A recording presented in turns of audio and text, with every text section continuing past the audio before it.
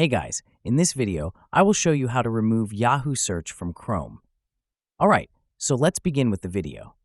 If your default search engine in Google Chrome has suddenly switched to Yahoo, I'll walk you through how to change it back and also how to prevent it from happening again in the future.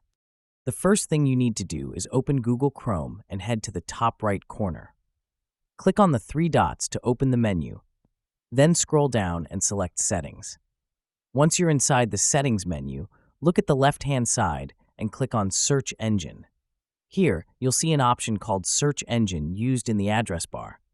If it is set to Yahoo, click on it and switch it back to Google. Your search engine is now reset to Google.